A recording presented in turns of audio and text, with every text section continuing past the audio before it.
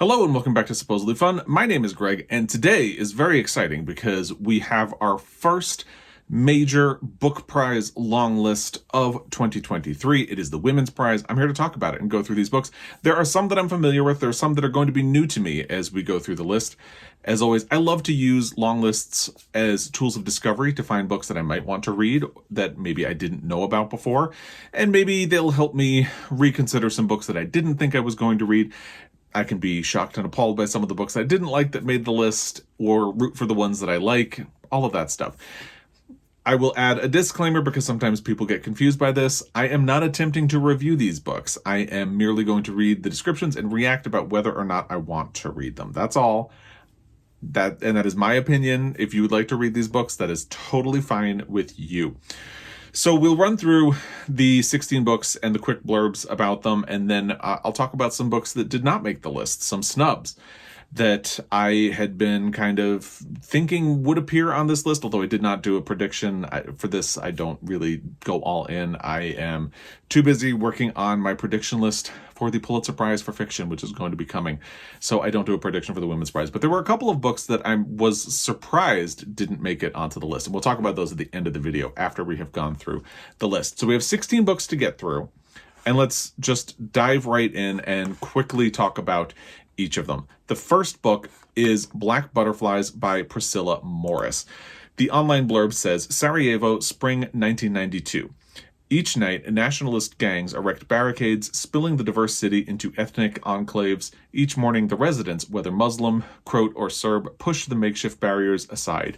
When violence finally spills over, Zora, an artist and teacher, sends her husband and elderly mother to safety with her daughter in England. Reluctant to believe that hostilities will last more than a handful of weeks, she stays behind while the city falls under siege. As the assault deepens and everything they love is laid to waste, black ashes floating over the rooftops, Zora and her friends are forced to rebuild themselves over and over. Theirs is a breathtaking story of disintegration, resilience, and hope. That sounds fascinating. And this is one of the books that I was completely unfamiliar with until this long list came out. It sounds really good. I am going to leave this tab open so I can check to see. Some of these books have been released in the US. Some of these are going to be released in the US soon. And some of these are currently only available in the UK. I'm not going to talk about which ones are published in the US because it would have been just too much to try to put together before publishing this video. So I'm going to check and see if this one is available, if, my library or any subscription apps on that I have access to have it, because that one really does sound interesting.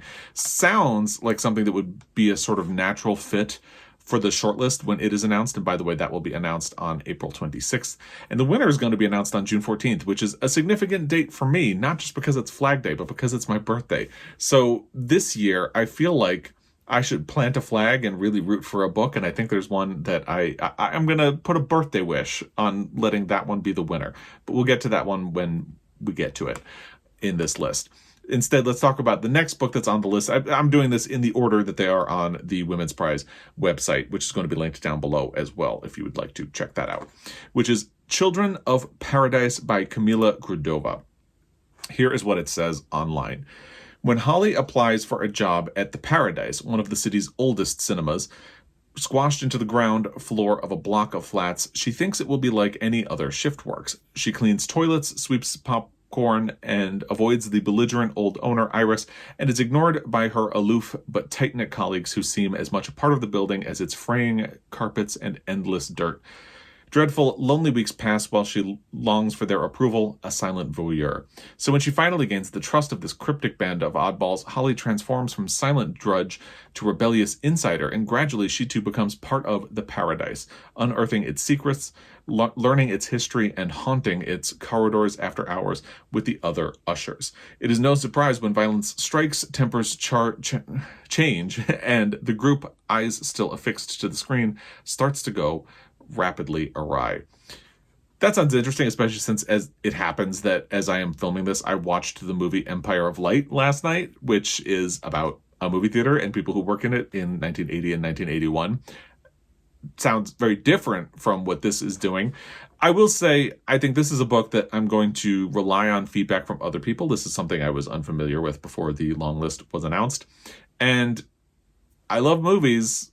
As such, I love the idea of something about a movie theater, but it doesn't grab my attention. So if you have read this one, let me know what you thought of it in the comment section down below. I'm inclined to pass, but if you would like to change my mind, please comment down below and show your work. Let me know what you think about it and why you think it is something that I should pick up or reconsider. The next one is something I've heard people mention, but I don't really know much about at all. It's Cursed Bread by Sophie Mackintosh. And here is what they say online. It looks like this one is actually going to be published in April in the US. I have that right in front of me on this thing that I pulled up. So I will let you know about that one. Here we go. From the Booker Prize nominated author of The Water Cure, which was longlisted. It was not on the short list, but it was on the long list, comes an elegant and hypnotic new novel of obsession that centers on the real unsolved mystery of the 1951 mass poisoning of a French village. Ugh. Still reeling in the aftermath of the deadliest war the world had ever seen, the small town of Pont-Saint-Esprit collectively lost its mind. Some historians believe the mysterious illness and violent hallucinations were caused by spoiled bread. Others claim it was the result of covert government testing on the local population. In that town lived a woman named Elodie. She was the baker's wife, a plain, unremarkable person who yearned to transcend her dull existence. So when a charismatic new couple arrived in town, the forceful ambassador and his sharp-toothed wife, Violet, Elodie was quickly drawn into their orbit. Thus began a dangerous game of cat and mouse. But who was the predator, and on whom did they prey? Audacious and mesmerizing, Cursed Bread is a fevered confession, an entry into memory's hall of mirrors, and an erotic fable of transformation. Sophie Mackintosh spins a darkly gleaming tale of a town gripped by hysteria, envy like poison in the blood, and a desire that burns and consumes. This, to me, sounds more interesting than the last one, but it doesn't sound as interesting as the first one. So, of these first three, I feel like Black Butterflies, I'm pretty sold. This one, I'm a little hesitant, and Children of Paradise, I would need convincing. So I'm not going to prioritize Cursed Bread. I think what I'm going to do is I'm going to hold and see if it makes the shortlist and kind of go from there. It does sound interesting, but I think like Black Butterflies is probably, it jumps out to me a little more. That takes us to one of the ones I have read, a book that I own, Demon Copperhead by Barbara Kingsolver. I would have been really upset if this had not made it onto the long list, because if you follow along, you know this was my favorite read of 2022. As such, you can probably guess that I am going to plant my birthday wish on this one. I really hope not only that this makes the shortlist, I really hope it wins. It is a fantastic book. I'm trying to remember if Barbara Kingsolver has won a women's prize before. For some reason, I have it in my head that she may have, but maybe she just was shortlisted for it in the past. And I don't have it in front of me, and I'm not going to look it up right now. But I would love to see this win. I think it's a fantastic book. I think it deserves all the recognition in the world. I would also love to see it win the Pulitzer Prize for fiction. We'll see how that goes. But it's an amazing book. If you're unfamiliar, this is a sort of modern retelling of David Copperfield by Charles Dickens, set in Appalachia in the 1990s.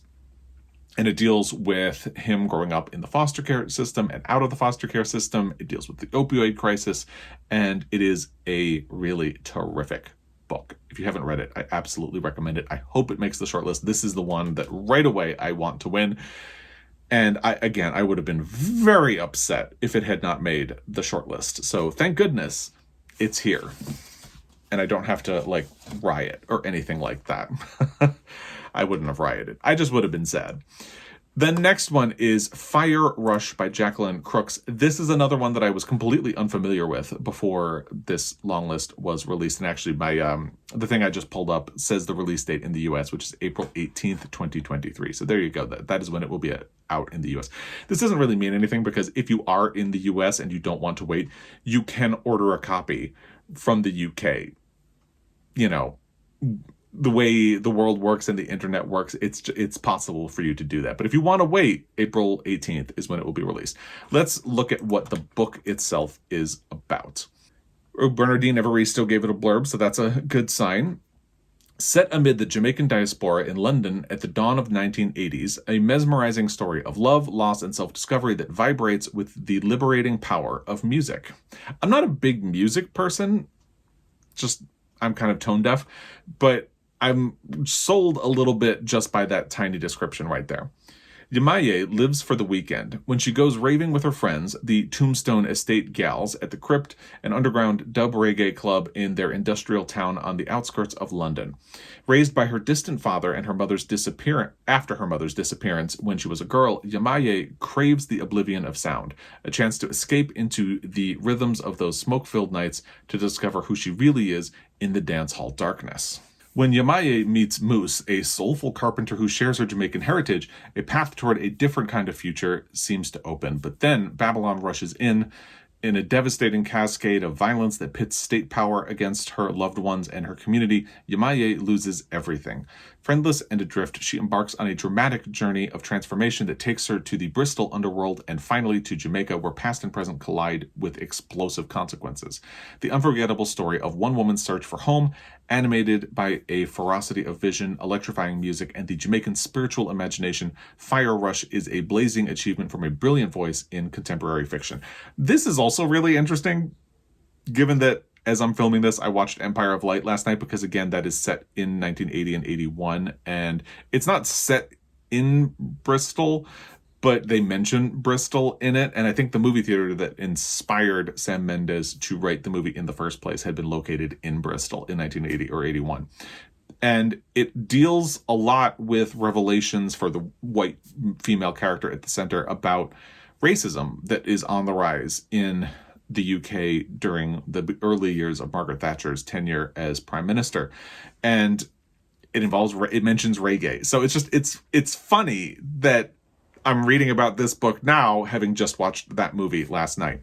This sounds really interesting to me as well, so I am also going to be leaving this tab open. Obviously, this one will not be... I saw the release date in the US, so I think I'm going to try to bookmark this one for April when it is released. And in the meantime, I'll get to hear some feedback from people who have read it already.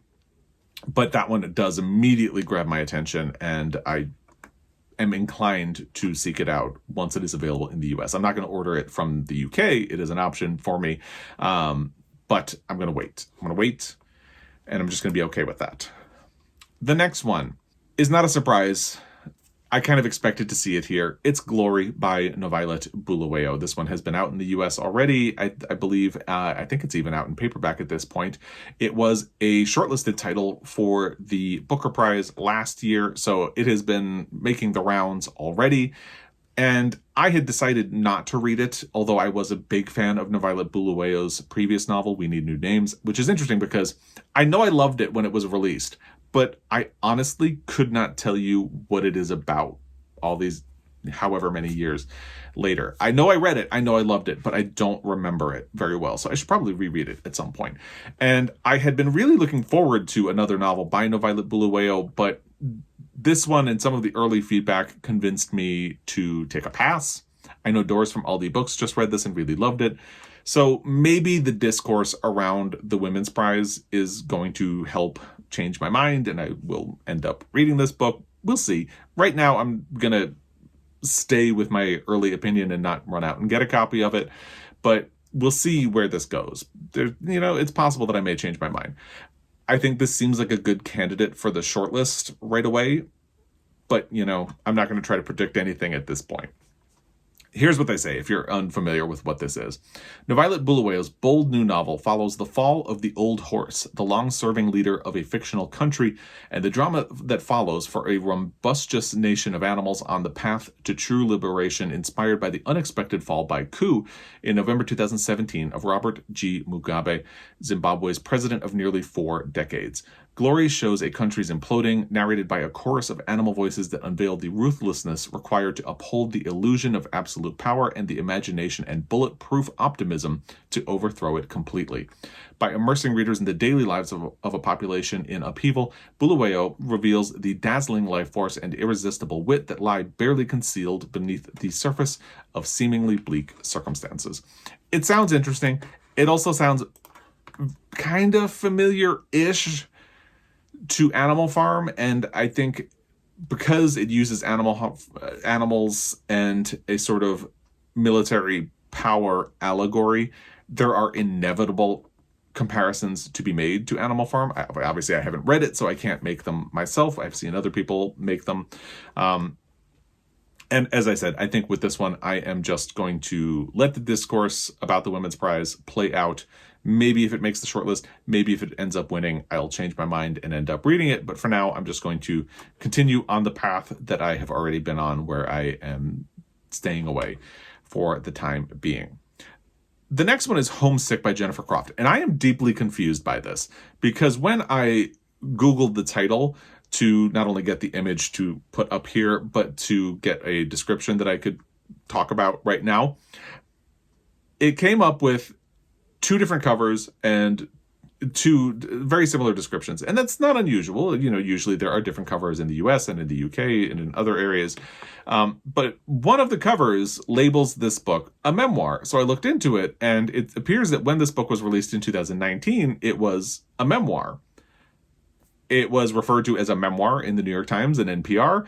And somehow now, I guess it was only just released in the UK, the memoir label has fallen off. And I don't understand what's going on there. And I haven't Googled it. I haven't really looked into it.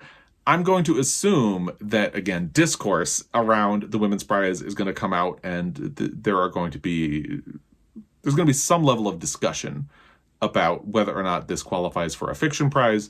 Obviously, it must, because I have to believe that the members of the jury for the Women's Prize this year wouldn't put something that doesn't qualify on here. But I know they're also getting ready to do a nonfiction division of the Women's Prize. Maybe this is a book that is helping advance that discussion. I don't know. It's bizarre. It seems very odd. Here's what they say about it online. The coming-of-age story of an award-winning translator, Homesick is about learning to love language in its many forms, healing through words, and the promises and perils of empathy and sisterhood.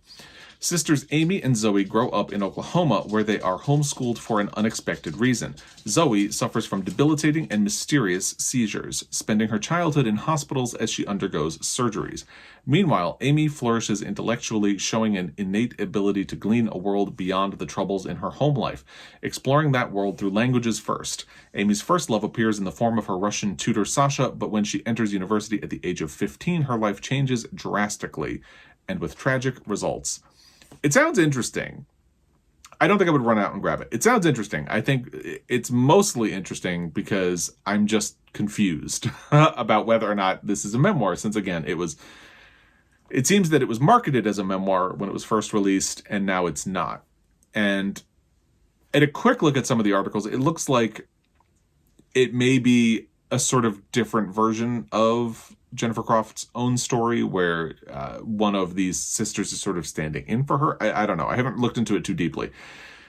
But the discussion around this book is going to be interesting, to say the least.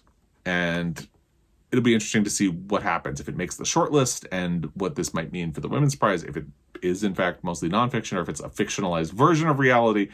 It's just bizarre because it was marketed as a memoir in the first place. And if it's a fictionalized version of a memoir, fine. It's just weird that it was marketed as a memoir in the first place. So we'll see where this goes. The next book is I'm a Fan by Sheena Patel. I'm a Fan tells the story of an unnamed narrator's involvement in a seemingly unequal romantic relationship. With a clear and unforgiving eye, Sheena Patel makes startling connections between power struggles at the heart of human relationships to those in the wider world, offering a devastating critique of social media, access, and patriarchal systems. I mean, it sounds interesting.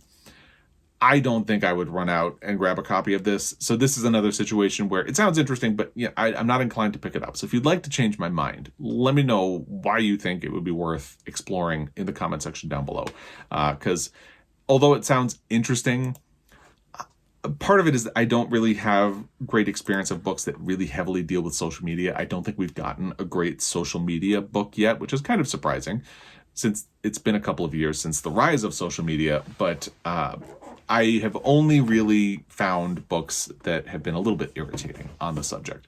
So I'm inclined to assume that this one would be similar to that. But maybe I'm wrong. Maybe I'm wrong. Let me know in the comment section down below if you think I am. The next book is Memphis by Tara M. Stringfellow. This is another one that I was completely unfamiliar with when this list was announced. And it looks like this one is released March 7th. So actually today, as I'm filming this, in the US. So it should be out by now. Summer 1995, 10-year-old Joan, her mother, and her younger sister flee her father's explosive temper and seek refuge at her mother's ancestral home in Memphis. This is not the first time violence has altered the course of the family's trajectory. Half a century earlier, Joan's grandfather built this majestic house in the historic black neighborhood of Douglas, only to be lynched days after becoming the first black detective in the city. Joan tries to settle into her new life, but family secrets cast a longer shadow than any of them expected. As she grows up, Joan finds relief in her artwork, painting portraits of the community in Memphis. One of her subjects is their enigmatic neighbor, Miss Dawn, who claims to know something about curses, and whose stories about the past help Joan see how her passion, imagination, and relentless hope are, in fact, the continuation of a long matrilineal tradition. Joan begins to understand that her mother, her mother's mother, and her mothers before them persevered, made impossible choices, and put their dreams on hold so that her life would not have to be defined by loss and anger, that the sole instrument she needs for healing is her paintbrush. That does sound really interesting, and this is another tab I'm going to leave open and see if my library has gotten a copy of this book, because it sounds potentially fascinating. If you read it, let me know anyway, because it sounds really interesting, and it sounds like something that the Women's Prize would be interested in. And the jury rotates every year, so you can't really pin that down. But given that An American Marriage was a couple of years ago, and I was not a fan of An American Marriage, but I respect that a lot of people, including the Women's Prize, were. This seems like something that would definitely be in the wheelhouse of the Women's Prize, so I would not be surprised if it ends up making it onto the shortlist. The next book sounds like an intriguing one. It's Pod by Laline Paull. Laline Paull returns with an immersive and transformative new novel of an ocean world, its extraordinary creatures, mysteries, and mythologies that is increasingly haunted by the cruelty and ignorance of the human race. Ia has always felt like an outsider. As a spinner dolphin who has recently come of age, she's now expected to join in the elaborate rituals that unite her pod. But Ia suffers from a type of deafness that prevents her from mastering the art of spinning. When catastrophe befalls her family and Ia knows she is partly to blame, she decides to make the ultimate sacrifice and leave the pod. As Ia ventures into the vast, she discovers dangers everywhere, from lurking predators to strange objects floating in the water. Not to mention the ocean itself seems to be changing. Creatures are mutating, demonic noises pierce the depths, whole species of fish disappear into the sky above. Just as she is coming to terms with her solitude, a chance encounter with a group of arrogant bottlenoses will irrevocably alter the course of her life. So obviously, as you can tell, it is narrated by a dolphin, or at least it centers on a dolphin. So the Montana Book Company's 2023 Reading Challenge includes a prompt to read a book told from the perspective of an animal. So this is actually something that you could do for that. I've picked out a different book already, but if that one ends up going south, I might do this one instead. I'm not inclined to run out and grab a copy. I'm immediately suspicious of the idea of books narrated by animals. Maybe I just lack a certain amount of imagination in that area. I don't know. If you think I should reconsider, let me know in the comment section down below. So there's a chance that I would do it, because I do need to read a book from the perspective of an animal this year. I just don't know if this one is going to be it, to be honest. The next one is Stone Blind by Natalie Haynes. The only mortal in a family of gods, Medusa is the youngest of the Gorgon sisters. Unlike her siblings, Medusa grows older, experiences change, feels weakness. Her mortal lifespan gives her an urgency that her family will never know. When the sea god Poseidon assaults Medusa in Athene's temple, the goddess is enraged. Furious by the violation of her sacred space, Athene takes revenge on the young woman. Punished for Poseidon's actions, Medusa is forever transformed. Writhing snakes replace her hair, and her gaze will turn any living creature to stone. Cursed with the power to destroy all she loves with one look, Medusa condemns herself to a life of solitude, until Perseus embarks on a fateful quest to fetch the head of a Gorgon. So this is one of those mythological retellings, obviously. These have been pretty popular the last few years. I am not so familiar with mythology. I'm not someone as such who finds himself captivated by mythology or mythological retellings. I've heard good things about Natalie Haynes' novels. I just haven't read them. So It's possible that I would read it, but because I'm not super familiar with the source material, this one would probably take a backseat to some of the other books that have made the long list for me, being honest. I won't be surprised if it makes the short list. And the fact that other people are into mythological retellings, I support it. I support it. It's just not something that immediately grabs my attention, if that makes sense. Next is The Bandit Queens by Parini Shroff, and this is something that has grabbed my attention. I actually have access to an audiobook, and I'm hoping to be able to read it soon, and now the fact that it has made the long list for the Women's Prize is really encouraging me to get around to doing that. I'm really looking forward to it, and now even more so. 5 years ago, Geeta lost her no-good husband, as in she actually lost him. He walked out on her, and she has no idea where he is. But in her remote village in India, rumor has it that Geeta killed him, and it's a rumor that just won't die. It turns out that being known as a self-made widow comes with some perks. No one messes with her, harasses her, or tries to marry her. It's even been good for business. No one dares to not buy her jewelry.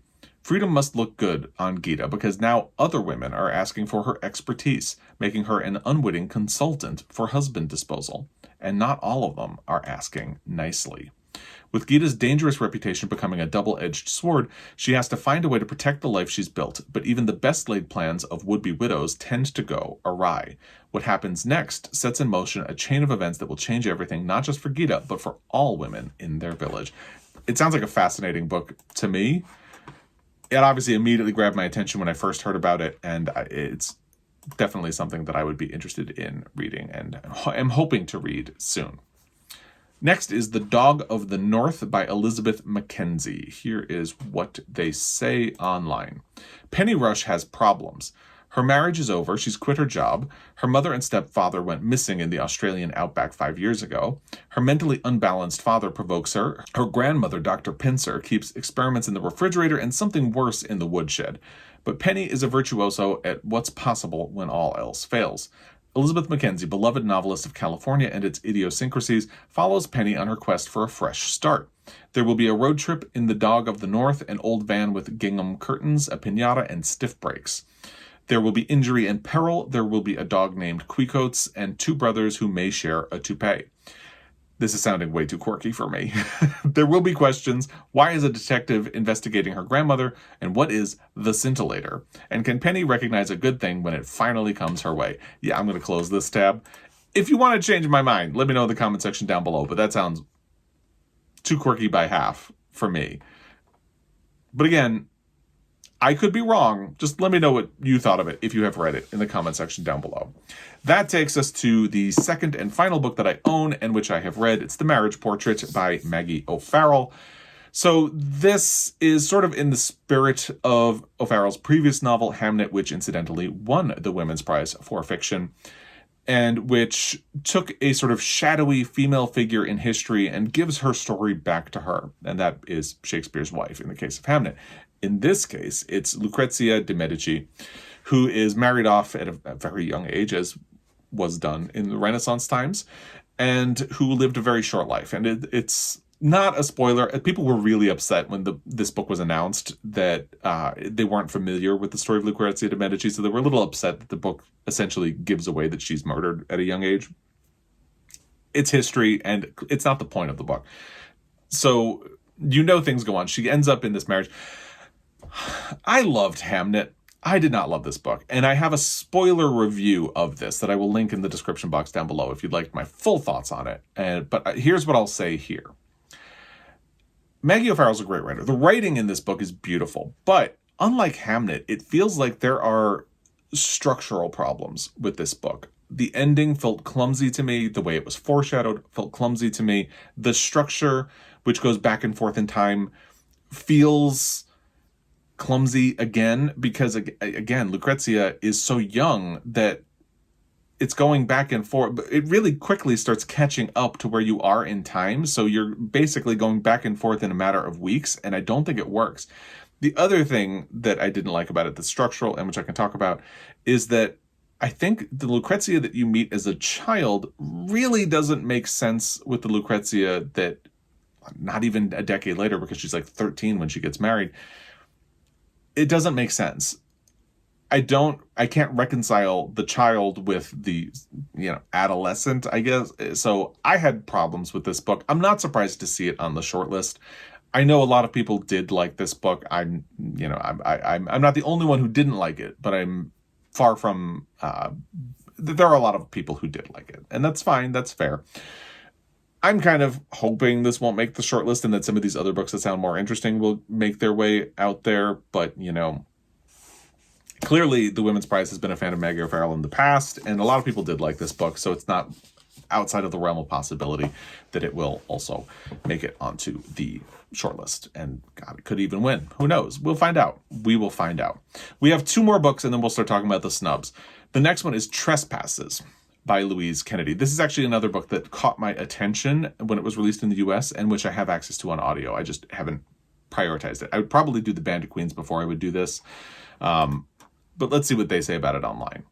Set in Northern Ireland during the Troubles, a shattering novel about a young woman caught between allegiance to community and a dangerous passion. Amid daily reports of violence, Cushla lives a quiet life with her mother in a small town near Belfast. By day, she teaches at a parochial school. At night, she fills in at her family's pub. There she meets Michael Agnew, a barrister who's made a name for himself defending IRA members. Against her better judgment, Michael is not only Protestant, but older and married. Cushla lets herself get drawn in by him and his sophisticated world, and an affair ignites. Then the father of a student is savagely beaten, setting in motion a chain reaction that will threaten everything and everyone Cushla most wants to protect. I haven't heard much about this book. I'm assuming that now that it's made the Women's Prize longlist, I will start hearing more about it, but obviously it caught my attention. It is a sort of familiar story by this point. There have been a fair amount of novels about the Troubles recently, but it's still an interesting topic, obviously, and there's still a lot to reckon with in there. So it will be an interesting book to read, and I am looking forward to reading it at some point. The final book on the long list is Wandering Souls by Cecile Pin. After the last American troops leave Vietnam, siblings An, Tan, and Min begin a perilous journey to Hong Kong with the promise that their parents and younger siblings will soon follow. But when tragedy strikes, the 3 children are left orphaned, and 16-year-old An becomes the caretaker for her 2 younger brothers overnight. In the years that follow, An and her brothers resettle in the UK and confront their new identities as refugees, first in overcrowded camps and resettlement centers, and then later in a modernizing London plagued by social inequality and raging anti-immigrant sentiment. An works in a clothing factory to pay their bills. Min loiters about with fellow unemployed high school dropouts. Tan, the youngest, plays soccer with his British friends after class. As they mature, each sibling reckons with survivor's guilt, unmoored by their parents' absence. With every choice they make, their paths diverge further, until it's unclear if love alone can keep them together. That sounds beautiful. Heartbreaking and all of that, but that description really has me sold. So this is another one that I'm going to be seeking out. I don't know if it's released in the US or if it's upcoming in the US, but that is something that I would definitely like to read. So I'm not going to make strict predictions about what's going to make the shortlist. I've kind of, as we've gone through, said which ones I think might have a shot, but let's just talk about the snubs. Books that I'm not going to say could have made it, but because I don't know what the jury thought of these books, but some books that I had in my head that might have made it. The first one is Horse by Geraldine Brooks. Not all that surprised, given that this book has had a sort of quiet release for the last few months. Obviously, Geraldine Brooks is a known author. She won a Pulitzer Prize, and she definitely has fans and followers, but I guess I'm not all that surprised, but I definitely had it in my head as a book that had potential to make it onto the long list, and it's not here. The next one is The Rabbit Hutch by Tess Gunty, a debut novel, and it won the National Book Award. I felt like it had really good odds at making it onto the Women's Prize list, but there was always the chance that they would focus on other debuts and other new voices, which is clearly what they ended up doing. And I do find some flaws in The Rabbit Hutch. However, I liked it a good deal more than The Marriage Portrait. So there's that. Yeah, it would have been a good inclusion, but the field seems strong enough that I'm not all that surprised that it didn't make it. The next one is something that personally I'm kind of glad didn't make it because I'm a hater. Not really. It's Lapvona by Ottessa Moshfegh. I have tried to read several Ottessa Moshfegh books, and I just don't get along with her writing. So I never even considered reading Lapvona. It's just not for me. I'm going to leave Ottessa Moshfegh to her fans. She certainly has plenty, and that's fine. People are allowed to like her. It's just not for me. And then there's Night Crawling by Layla Motley, and this one seems like a surprise to me. It was on the long list for the Booker Prize. This is the one where I would push off The Marriage Portrait, or maybe the one that seemed too quirky, and I would put Night Crawling on this list. I think it really deserved a spot on the list, for sure. Then there's The Furrows by Namwali Serpell. I haven't checked to see if this was released in the UK, but it's been having a very strong run in end of year, like end of 2022 book lists. It seems like it could even be a contender for the Pulitzer now. So the fact that it didn't even make the long list seems a bit surprising to me. This is another one that I would have put money on being on the list, except I would never put money on such a thing. But if I were inclined to, this would have been on my list. Absolutely. And then there's The Swimmers by Julie Otsuka. I didn't really like this book, but a lot of people did. And there's enough interesting and good writing in it that I would not have been surprised if the Women's Prize hadn't put it on the long list. But obviously they did not in the end. And then finally is just The Birdcatcher by Gail Jones, which I am unconvinced I want to read, but I've heard some good things about it. And obviously she is an author who's having a resurgence in her career right now. And so it would have not been surprising if she had made the long list, but she didn't. So those are my surprises. I'd love to hear what you think of the long list, what you think of the books that made it, what you think should have made it, anything else I didn't mention that you feel surprised did not make it onto the list. Let me know in the comment section down below, as well as your thoughts on any of the titles that made the long list. The shortlist will be announced on April 26th, and again, the winner is going to be announced on my birthday, which is kind of fun. And I'm definitely planting my birthday wish flag on Demon Copperhead, because that would be a nice birthday present for me. But anyway, again, I would love to hear what you think about this. As always, I really appreciate your time, and I will be back. Until next time, happy reading.